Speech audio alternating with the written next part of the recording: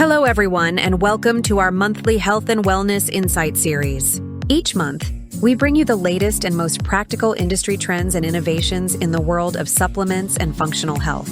If you're interested in exploring more health market insights, feel free to visit our information hub. And if you're looking for ODM or OEM partnership opportunities, we'd love to connect and collaborate on creating more valuable products and market breakthroughs. Now, let's join our two hosts and dive into this month's topic. All right, let's be real for a minute. How many of us, have started the day with maybe some chocolate toast and a big iced milk tea? Oh, yeah. Or maybe that fried chicken curry rice for lunch. Exactly. And then, the afternoon hits, maybe bubble tea and cake. We sort of tell ourselves, it's fine, I'm stressed, I'm tired, I need this. The treat mentality. Right. But we kind of know deep down that all that refined sugar, the high-calorie stuff, it's not just making weight management harder. No, it can actually ramp up inflammation, which, paradoxically, makes losing weight even tougher. So today we're looking beyond just, individual habits. We're asking, how is the world tackling this huge, growing obesity crisis? And what are the new solutions? The tech? The new medicines? What's actually changing the game? Yeah, this deep dive is pulling insights from a really detailed market research report and also a fascinating piece on new health trends. Think of it as your shortcut to getting up to speed on this whole complex field. Our mission really is to unpack the big trends, the opportunities, and, the challenges in this market. Including looking at those groundbreaking things like GLP-1 analogs. We want to help you get really well informed on, a critical health topic. So fundamentally, what is obesity? It's defined as a long-term medical condition. Basically, abnormal fat deposition and accumulation of the body. And we measure it typically with BMI, right? Body mass index. Exactly, BMI. It gives a quick snapshot, weight relative to height. And this isn't some minor issue. No kidding. A 2021 report, I think it was from Trust for America's Health, found the obesity crisis affects 19 U.S. states pretty severely. Rates over 35%. Wow, 19 states over 35%. That really paints a picture, doesn't it? It's clearly way bigger than just individual choices. Oh, absolutely. That number, that 35%, it highlights, I think, a systemic challenge. It suggests our modern environments, maybe, are actively working against us staying at a healthy weight. It makes it less about pure willpower sometimes. Yeah, more about the environment we're in. And the market, it reflects that scale. Globally, this whole sector was worth, $282.9 billion in 2023? That's right. And projected to almost double, reaching $554.9 billion by 2030. That's a compound annual growth rate of 10.1%. Just massive. It is massive. Yeah. And that 10.1% CAGR, that consistent yearly growth, Yeah. it shows just incredible market momentum. Yeah. These aren't just numbers. They reflect a huge global response to a really pressing health issue. There's significant demand for things that work. It's like an economic mirror to a huge health need. Exactly. So the report digs into the drivers. What's fueling this? It seems like a perfect storm almost. It really is. A mix of biology, lifestyle, environment. It makes obesity incredibly complex, sort of a modern problem. We're seeing these rising obesity rates, right? Fueled by, sedentary lifestyles, the kind of diets many of us eat. Unhealthy dietary habits, Yeah. And environmental factors that sort of subtly push us towards gaining weight. Plus, people are, I think, becoming more aware of the risks, like cardiovascular disease, diabetes, some cancers. Definitely. That growing awareness absolutely fuels demand for ways to manage it. People want solutions. And it brings us to another huge driver the report mentions. Technology. Oh, absolutely. Tech is playing a massive role. Innovation is giving us all sorts of tools. Like what specifically? Well, you've got wearable fitness trackers, mobile apps, even advanced surgical techniques, and of course, new pharmaceuticals. And the digital health platforms. Right. Those are really transformative. They allow for, real-time monitoring, data analysis, tracking behavior. So it empowers people to make more informed decisions. Exactly. It helps individuals take more ownership of their health journey. So here's where it gets really interesting, I think. Tech isn't just convenience anymore. It's actively shaping how we even think about health and weight. But, it can't all be positive growth, right? The market must face some hurdles, restraints. Oh, definitely. Yeah. Significant restraints. A really big one is cost. High costs. For the programs, the drugs. Yeah, the whole package. Medications, maybe surgery, counseling, specialized diets. It adds up. And that financial burden can stop people, especially those with lower incomes or maybe not great health insurance. And if insurance doesn't cover it comprehensively? It just makes the problem worse. Accessibility is a huge issue.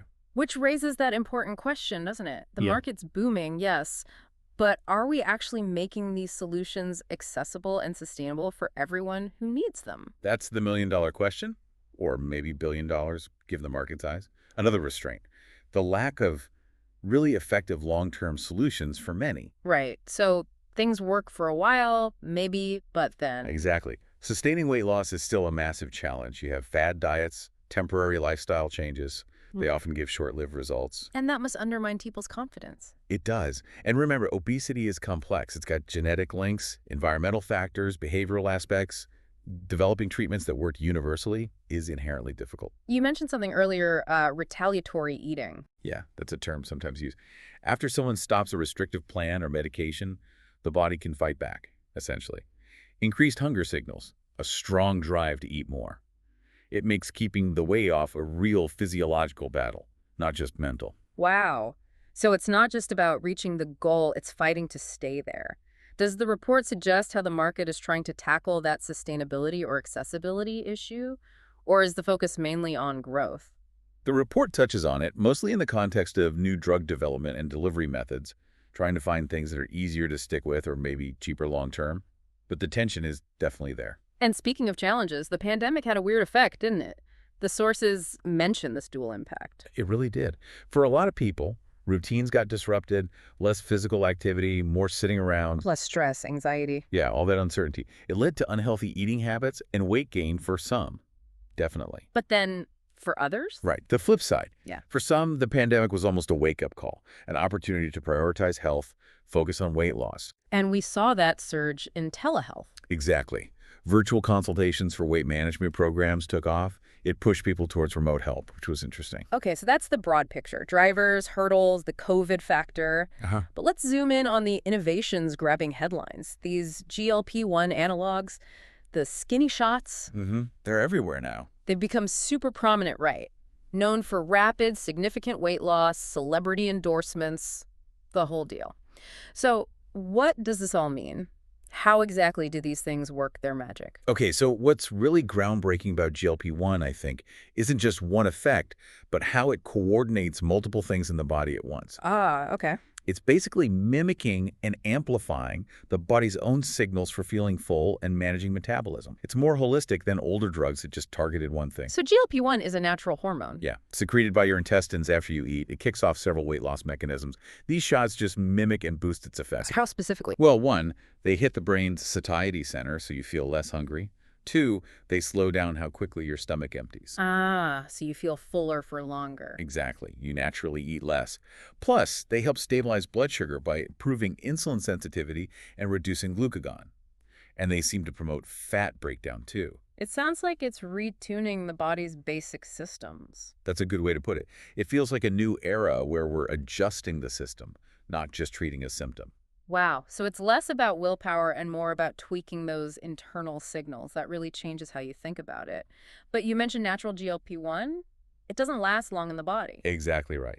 Natural GLP-1 gets broken down pretty quickly by an enzyme called DPP-4. Its effects are short-lived. So the shots overcome that. They do, either by using a version, an analog that's more stable and resistant to DPP-4, or sometimes they're combined with DPP-4 inhibitors. Which block the enzyme. Right. They basically stop the enzyme from breaking down the GLP-1, letting the signal last much, much longer. Okay, that makes sense. And what's also really exciting now is the development of oral options, pills that can activate these same GLP-1 mechanisms. Ah, a friendly alternative for people who don't want injections. Precisely. Yeah. Which could be a lot of people. That seems like a huge step for convenience and maybe a strategic way to reach more people. Absolutely. But these injections, the GLP-1s, they can't be perfect, right? What are the downsides? Does the report talk about caveats or challenges? Oh, it definitely does. Yeah. There are common adverse reactions: nausea, vomiting, general stomach upset, gastrointestinal discomfort. Okay. Then there's the cost. It's a significant economic burden for many. These drugs are expensive, market prices are high, and you often need to take them long term. And they're prescription only, require regular injections. Right, which is a convenience thing, regular quantitative injections. Not ideal for everyone. And finally, you mentioned persistence, like people stopping them. Yes, poor persistence is a challenge. There's potential for rebound weight gain after stopping. Your metabolism might be lower, and you get that retaliatory eating drive again. So these effectiveness profiles, the side effects, the cost, that's not just a patient issue, it's shaping the whole drug industry. Massively. It's driving huge R&D investment into maybe better versions, next-gen drugs, those oral options, and creating intense competition for market share, as the report points out. So connecting back to the bigger picture, these shots, while really effective for some, clearly have trade-offs. Side effects, cost, sticking with it long term. Which naturally leads to that search for more accessible alternatives. So the push for oral options, it's not just preference, it's strategic to maybe reach more people and tackle those adherence problems. I think that's a fair assessment, yes. Okay, let's shift gears a bit.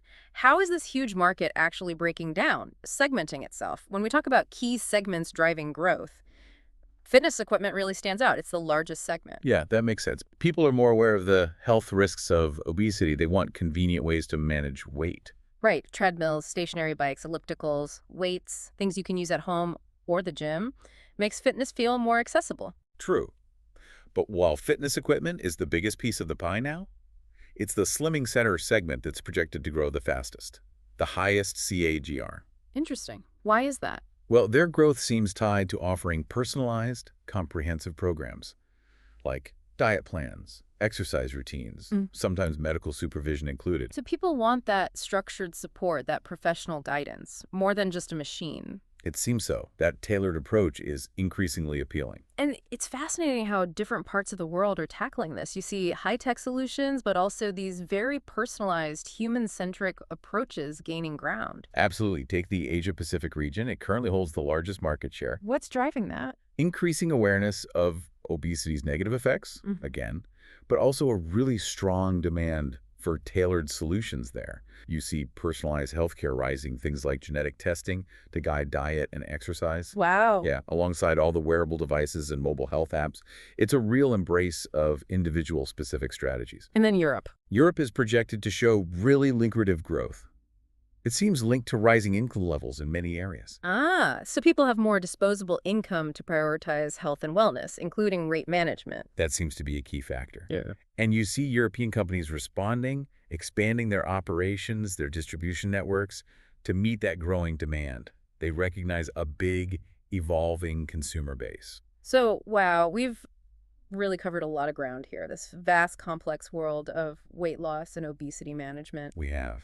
We've talked about the huge drivers, obesity rates, tech, but also the big restraints like cost and that long-term effectiveness challenge. And we explored the evolution of solutions, from traditional stuff to these advanced medical treatments like the GLP-1s. It really gives you a sense of the scale of the global health challenge, doesn't it? And how biology, tech, economics, human behavior, it's all interconnected here.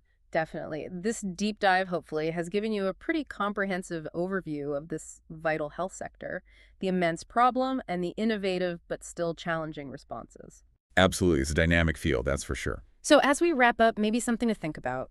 Given these ongoing challenges, the high costs, the limits on long-term success, the accessibility issues for so many current options, how is this market going to balance cutting-edge innovation with that fundamental need, the need for solutions that are sustainable, affordable, and actually reachable for most people dealing with something as complex as obesity? With core tension, really. Yeah, and consider how that push for painless, low-risk, affordable alternatives, especially those oral options we talked about, how might that fundamentally reshape our personal health journeys in the years ahead? A lot to watch. Definitely. So what stands out to you about this deep dive and the future of weight management?